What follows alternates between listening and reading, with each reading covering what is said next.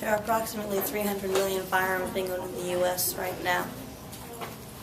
So if 3,300 people have died as of December 14th, that would average out to about 7,920 deaths per year. That would mean that 38,000 people follow gun laws for one person that dies due to them. I'm going to talk to you about how the Second Amendment, the right to keep and bear arms, should remain in place. And if we did shut down guns and all that, where would all the people that work at factories go? I'm going to talk about the money factor. People get furs and they sell them, and they also get food from hunting.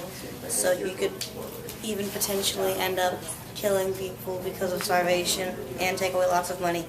NSSFblog.com says that 21.8 million people have hunted in the past 5 years. Many people would die without guns.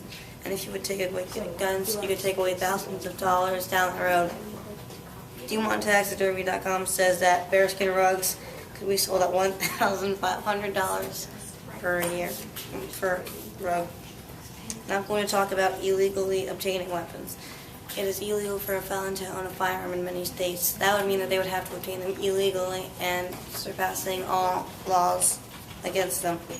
GunVictimsAction.org says that there are 3,083 dealers that were inspected, and there were 12,274 firearms that were missing. Now, that could mean that dealers could sell the weapons to the criminal market for extra money, or they could just be stolen. And the number of people in jail is rising. PrisonPlanet.com says that 1 million more federal prisoners have gotten into prison, which is meaning that people are breaking the law. So if there was a new law, why would it not be broken? Now I'm going to talk to you about background checks.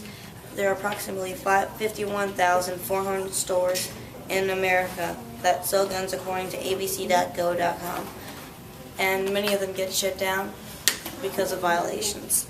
And some of those violations could be not doing background checks.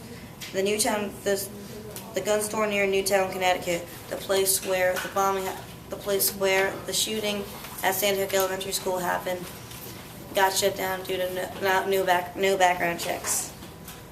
In Newtown, Connecticut, December 14th, a man by the name of Adam Lanza walked into Sandhook Elementary School and shot a few teachers and some kids.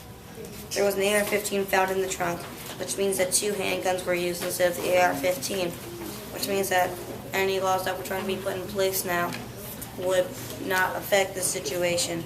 And also, even if they did, the guns would, even if he did have a criminal record, which he may or may not have had, all the guns that he used were his mom's, which means that he would have done this all passing regulations. So regulations cannot stop this. Now I'm going to talk to you about the first rebuttal that less shootings would happen. Shootings and massacres are different and are used interchangeably. A shooting is when a man uses a firearm to kill certain people, when a massacre could just use a general weapon of any sort.